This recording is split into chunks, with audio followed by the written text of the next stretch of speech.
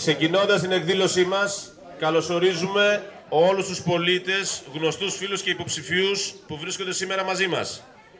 Επίσης, με την παρουσία τους, μας τιμούν σήμερα ο γραμματέας της Νομαρχιακής Επιτροπής του ΣΥΡΙΖΑ, ο Δημήτρης Παπαϊωάννου, ο περιφερειακός υποψήφιος με τους ανεξάρτητους Έλληνες και γραμματέας συντονιστικής Μαγνησίας, ο Νίκος ο Ρούμπος, τους οποίους και ευχαριστούμε.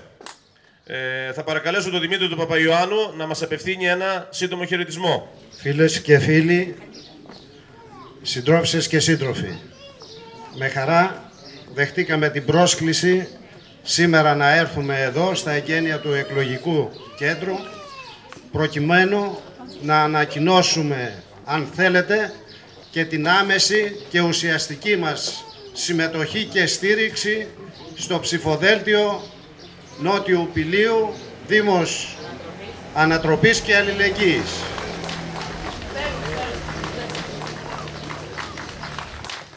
Δεν είναι τυχαία η επιλογή και η στήριξη αυτού του συνδυασμού.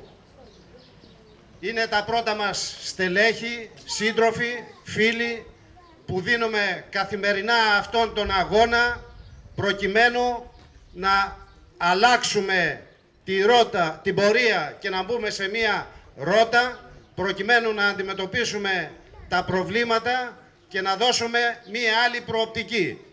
Αυτό δεν γίνεται μόνο στην Αργαλαστή.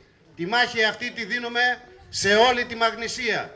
Στηρίζουμε συνδυασμούς τέτοιους που πραγματικά είναι στην πρώτη γραμμή για να υπάρξει η ανακοπή αυτής της μνημονιακής καταστροφικής πολιτικής. Και τα μηνύματα τα οποία παίρνουμε και τα μεταφέρω είναι αρκετά αισιόδοξα. Είναι μηνύματα ανατροπής, ελπίδας και προοπτικής. Ξεχωρίζει όμως αυτός ο συνδυασμός από τους άλλους και σε πολλά άλλα πράγματα.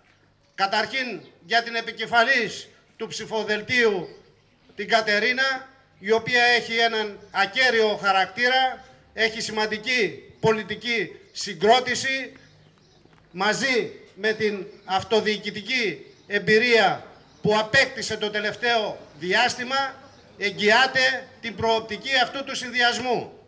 Έχει μέσα συνολικά έναν συνδυασμό υποψηφίους, οι οποίοι πραγματικά με την ανιδιοτέλειά τους, με την αγωνιστικότητά τους που έχουν δείξει το προηγούμενο χρονικό διάστημα, δίνεται η εγγύηση ότι δεν θα είναι ένας συνδυασμός, δεν θα είναι μία δημοτική αρχή σαν τις άλλες, όπως τις ζήσαμε στο παρελθόν και τις βιώνουμε και σήμερα, αλλά θα είναι μία πετυχημένη δημοτική αρχή που πραγματικά θα αντιμετωπίσει τα προβλήματα και θα δώσει προοπτική. Και αυτό στηρίζεται και στην συμμετοχική δημοκρατία, έτσι όπως έχει καθοριστεί από το ψηφοδέλτιο, και σε ένα πρόγραμμα καινοτόμο, πρωτοποριακό, και πραγματικά θα είναι μια δημοτική αρχή που θα αντιμετωπίσει αυτά τα προβλήματα. Επιτρέψτε μου όμως να πω ως εκπρόσωπος του ΣΥΡΙΖΑ ότι αυτή η μάχη δεν περιορίζεται μόνο στην τοπική αυτοδιοίκηση. Δεν περιορίζεται μόνο στις δημοτικές εκλογές. Έχει άμεση σχέση και εξάρτηση και με το δεύτερο βαθμό αυτοδιοίκησης, όπως είναι η περιφέρεια. Υπάρχει αλληλένδετη σχέση δήμων και περιφέρειας και υπάρχει και αλληλεπίδραση και από τις αποφάσεις του ενός και από τις αποφάσεις του άλλου. Από το αποτέλεσμα αυτών των ευρωεκλογών θα εξαρτηθεί και η παραπέρα πολιτική πορεία. Θα εξαρτηθούν και παραπέρα οι πολιτικές εξελίξεις.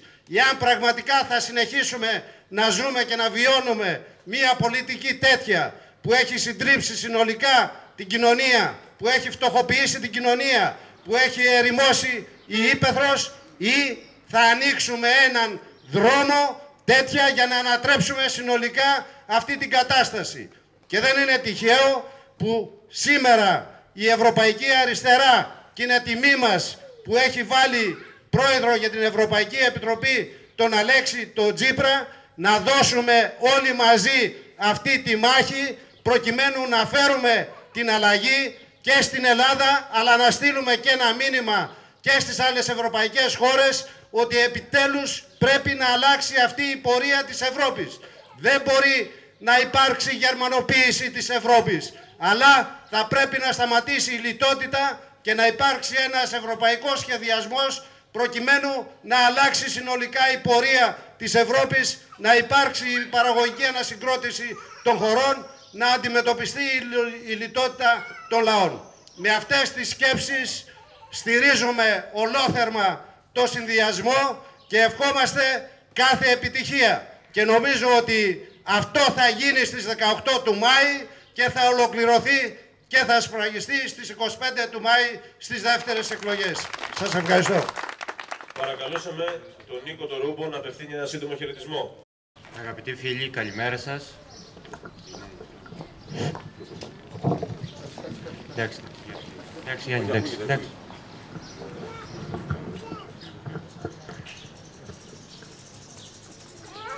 Το Εθνικό Συμβούλιο των Ανεξάρτητων Ελλήνων, του Κόμματος των Ανεξάρτητων Ελλήνων, με απόφασή του στηρίζει τους υποψηφίους που συμμετέχουν σε συνδυασμούς με τα χαρακτηριστικά και την ιδρυτική διακήρυξη του δικού σας συνδυασμού, του συνδυασμού Νότιο Πήλιο, Δήμος Ανατροπής και Κοινωνικής Αλληλεγγύης. Συμμετέχει το μέλος της Συντονιστικής Επιτροπής των Ανεξάρτητων Ελλήνων, ο Γιάννης Στεριόπουλος, στο συνδυασμό, και η Νομαρχιακή Επιτροπή των Ανεξάρτητων Ελλήνων του Νομού Μαγνησίας στηρίζει την υποψηφιότητα του Γιάννη του Στεριόπουλου, όπως έχει υποχρέωση μέσα από τις αποφάσεις του Εθνικού Συμβουλίου. Ο Γιάννης Στεριόπουλος είναι ένας αγωνιστής της καθημερινότητας, πρώην στέλεχος των ενόπλων δυνάμεων, προερχόμενος από το πολεμικό ναυτικό, έντιμος, ενεργός πολίτης, τον οποίο πιστεύω ότι μπορείτε με την ψήφο σας να τον εμπιστευτείτε και να του δώσετε μία θέση στα κοινά του τόπου μας που του αξίζει.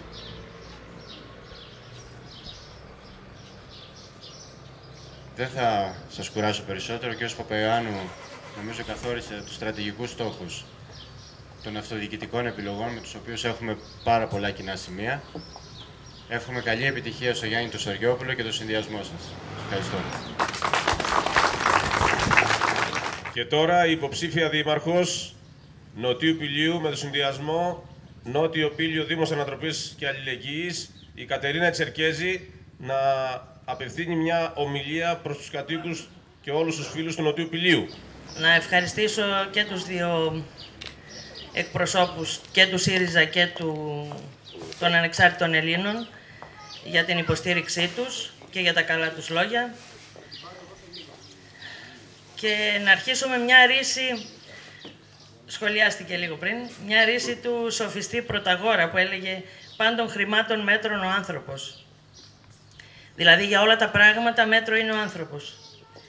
Έτσι θέλουμε να προχωρήσουμε κι εμείς, πιστεύοντας πως πρέπει να ξεκινήσουμε από τον άνθρωπο, προτάσσοντας την ευημερία και την αξιοπρέπειά του. Έτσι βαδίζουμε έχοντας στο πρόγραμμά μας πρώτα και κύρια μια κοινωνική πολιτική που ακούει, καταγράφει και δίνει λύσεις στα καθημερινά προβλήματα των πολιτών.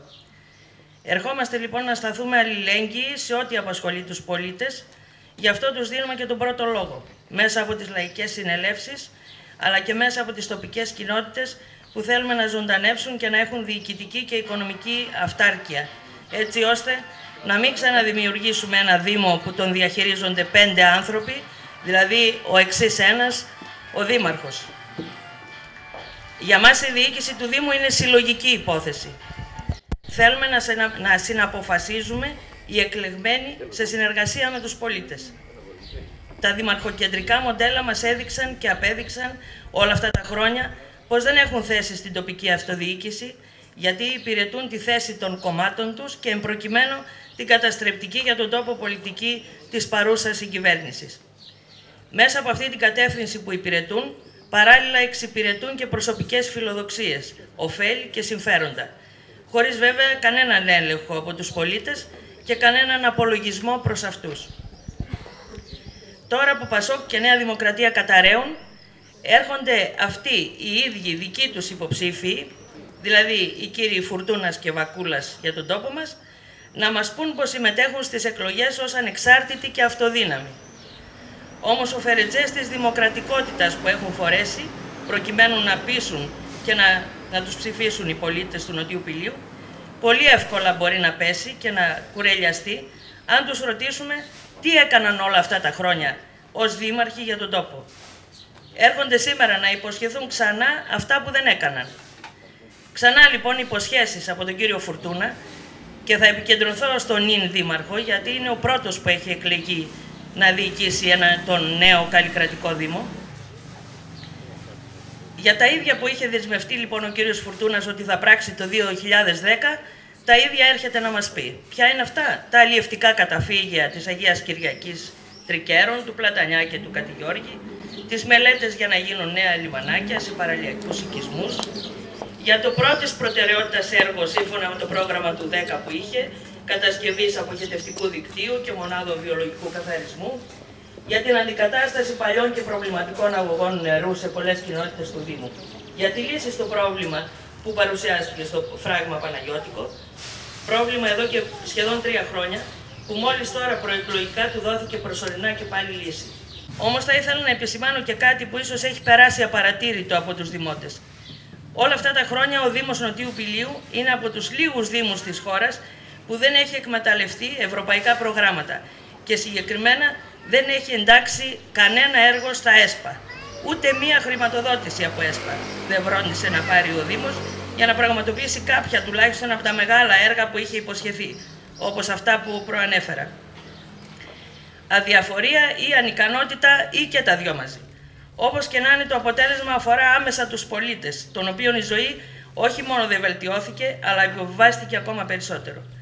Για ποια κοινωνική πολιτική λοιπόν, για ποιο προγραμματισμό και για ποιες στοχευμένες πολιτικές και αίσθημα ευθύνης έχει το θράσος να μας μιλάει σήμερα ο κύριος Φουρτούνας, που δεν κατάφερε ούτε μια ταμπέλα με ένα χάρτη και ένα καλωσόρισμα στους ταξιδιώτες να τοποθετήσει στο μαλάκι για να φαίνονται τα όρια και η είσοδος στο νέο Δήμο Νοτιού Πηλίου.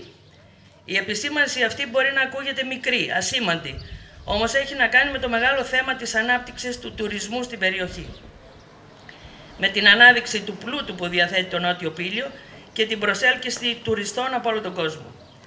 Όταν όμως έχουμε Δημοτική Επιτροπή Τουρισμού ανύπαρκτη σχεδόν, ανενεργή, που δεν ενδιαφέρεται να δώσει λύσεις σε θέματα που καταγράφονται από τους συλλόγους, από ξενοδόχους και καταστηματάρχες, τότε τα αποτελέσματα είναι αυτά που βιώνουμε όλοι.